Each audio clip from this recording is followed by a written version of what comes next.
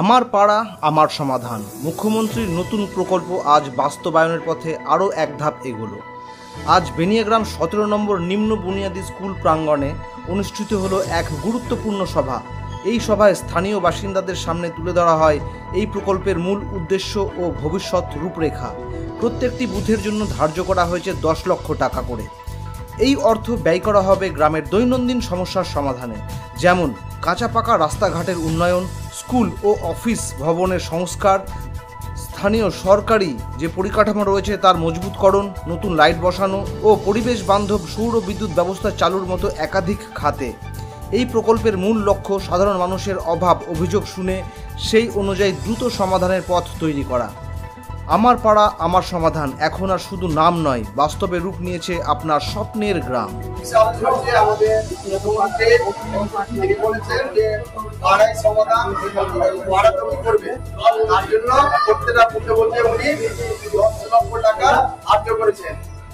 আমরা এই 10 লক্ষ টাকা এমন কাজে ব্যয় করবো, আমরা পাড়ার লোক, গ্রামের মেম্বার এবং যারা আমরা সমাজের নেতৃত্ব দিই, গ্রামের নেতৃত্ব কোনটা জরুরি আছে সবাই মিলে করছে।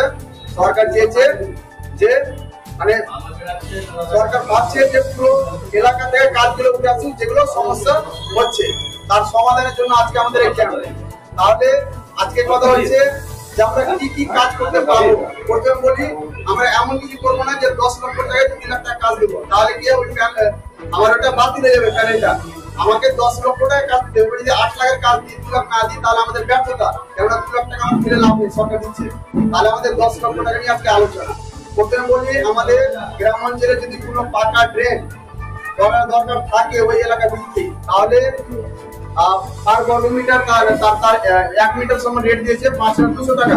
সেটা আপনারা বিবেচনা করে কত মিটার হবে লম্বা চওড়া, এবং আমাদের ওই জিওট্যাগ মারফত একটা অনলাইনে অ্যাপ আছে, তার মাধ্যমে হবে। এবং এছাড়া আমরা যদি বলি যে স্কুলে বা কোনো 3 মণি রাস্তায় একটা টিউবওয়েল আছে, তার জল করছে রাস্তায় কি আছে সেটা আমরা শর্ট ফিট বা নিচফিট বাংলা ভাষায় যেটা আমরা বলি যে জলাশয় কত করে একটা চেম্বার করতে হবে, সেটার জন্য 25 টাকা সরকার দিয়েছে। আমাদের টাকা মাপ করে আমরা কাজগুলো দেখবো। এবার যদি মনে হয় যে ছোট্ট কালভার্ট দরকার আছে, কোনো জায়গায় বাইক বা টোটো যেতে পারছে না, গর্ত আছে মানে ছোট কালভার্ট, তার জন্য 35 টাকা সরকার স্কিম বরাদ্দ করেছে।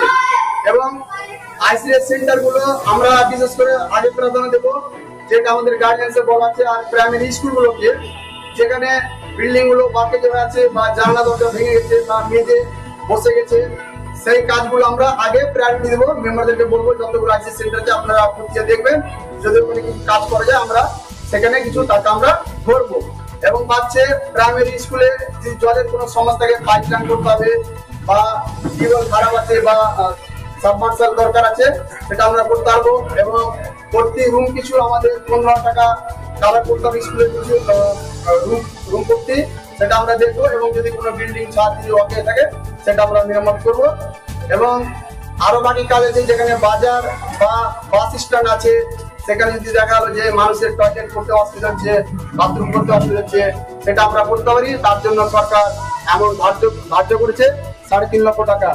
এবং আমরা দেখেছি গ্রামের অনেকে পুকুরের উপর নির্ভর, আমাদের নদী বা ক্যানেল অনেক দূরে হয়, সেখানে পুকুরে অনেক ছেলে মেয়ে আমরা স্নান করি, কাপড় কাচি, বাসন মাজি।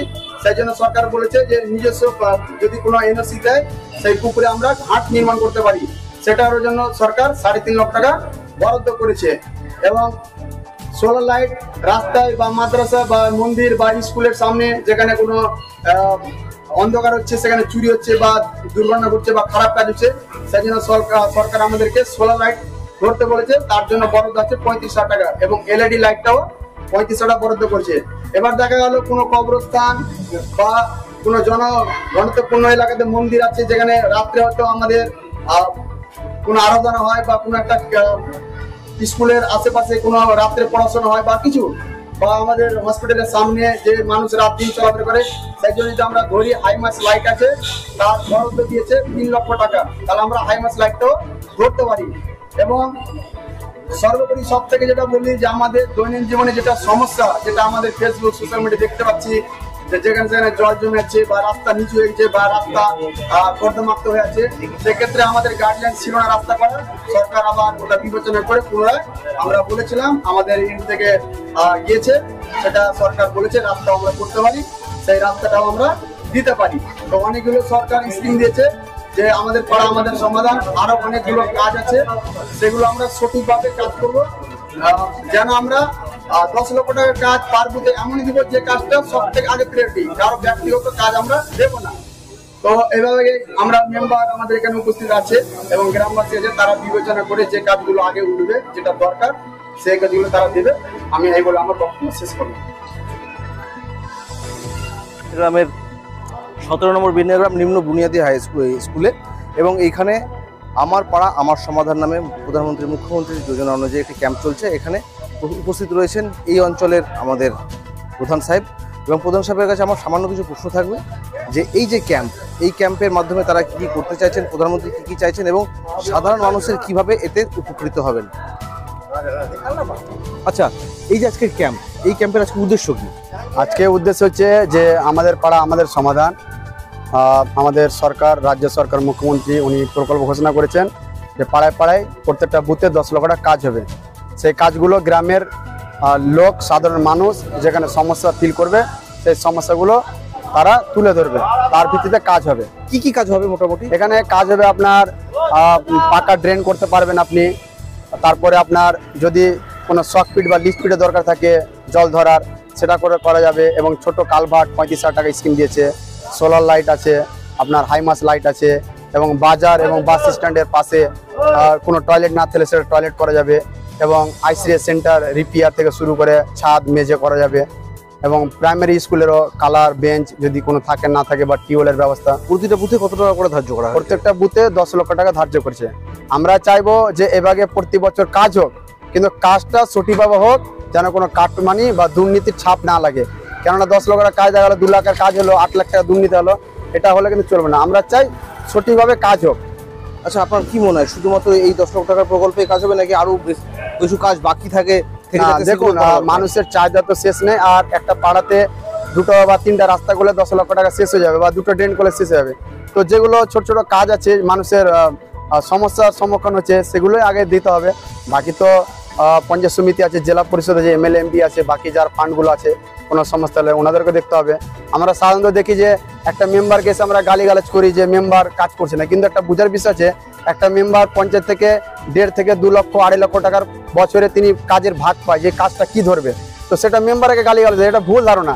আমাদের পঞ্চায়েত সমিতি আছে, আমরা দেখি জেলা পরিষদে কোটি কোটি টাকা পড়ে আছে, তো সেগুলোকে গিয়ে গ্রামের বড় বড় যদি কোনো ড্রেন বা রাস্তা 200, 400, 500 মিটার থাকে, সেগুলো করা দরকার। মেম্বাররা কি করবে? 1.5 থেকে 2 লক্ষ টাকার 2টা টিউবওয়েল করলে তো 16 লাখ বছর টাকা শেষ হয়ে যাবে। তো এটা কিন্তু দেখা উচিত আছে। আর আমি বলবো আমাদের রাজ্য সরকারকে, উনি 2 বছর থেকে টাকা আমাদের পঞ্চায়েত ফান্ডে টাকা দেননি, বলবো যে আপনারা এটা তো টাকা দেন এবং পঞ্চায়েতকেও টাকা দেন, তাহলে আমরা কাজটা আগামী দিনে বেশি কিছু করতে পারবো। আর পরিশেষে বলবো যে পাড়ায় সমাধানের সাথে সেটাও একটা সমস্যা, যেটা হচ্ছে বিধবা ভাতা এবং বয়স্ক ভাতা দীর্ঘদিন থেকে মানুষ জমা দেওয়ার পরে টাকা পাচ্ছে না। আমরা চাইবো যে টাকাটা দ্রুত পায়, এবং 1000 জায়গায় 3000 যদি করে মানবিক মুখ উনি যদি করতে পারে, তা আমরা খুব ভালো লাগবে। কারণ আমাদের কাছে এসে বয়স্ক লোক, বিধবা মহিলা এসে ধরে, টাকাটা পাচ্ছে না, টাকাটা যেন পুনরায় চালু করে, যাদের চালু হয়নি, এবং যেনারা পাচ্ছে সমস্ত মিলে 3000 টাকা করে দিলে মনে হয় ভালো হয়। একদমই তাই। প্রধানমন্ত্রী সাহেবের কাছ থেকে আমি শুনলাম যে প্রধানমন্ত্রী মুখ্যমন্ত্রী এই যোজনা অনুযায়ী 10 লক্ষ টাকা করে যদি পাওয়া যায় এবং সেটা যদি সঠিক কাজ হয়, তাহলে কিন্তু এলাকাবাসীদের অনেক উন্নতি হবে। আইসিডিএস থেকে শুরু করে হসপিটাল, স্কুল, কলেজ, রাস্তাঘাট সব দিক দিয়েই উন্নতি করা যাবে, এবং ছোটোখাটো যেসব জায়গাগুলোতে ঘাটতি পড়ে রয়েছে সেগুলো রিপেয়ার করে ঠিক করা যাবে। এতে স্কুল থেকে শুরু করে, আইসিডিএস থেকে শুরু করে, স্কুলের রং অবধি থেকে শুরু করে, লাইট পোস্ট, সোলার লাইট থেকে শুরু করে সব কিছু রয়েছে এর মধ্যে। এবং তিনি আরেকটা কথা বললেন যে বিধবা ভাতা এবং যে বার্ধক্য ভাতা যেটা রয়েছে, সেটাতে অনেক লোক এখনও অবধি 4 বছর 3 বছর ধরে ফর্ম ফিল আপ করে যাচ্ছে, কিন্তু তাদের এখনও এনলিস্টেড হয়নি, তারা এখন তাদের নাম আসেনি। তাদের নামটা যেন ওদিকে নজর দেওয়া হোক, এবং 1000 টাকা করে যে ভাতা পাচ্ছে সেই অ্যামাউন্টটা বাড়িয়ে যদি একটু বাড়ানো যায়, তাহলে কিন্তু এই শেষ বয়সে এসে যাওয়া লোকগুলো তারা কিন্তু প্রাণে বেঁচে যাবে। ফারাক্কা থেকে সঞ্জয় চৌধুরী, ডেইলি এক্সপ্রেস।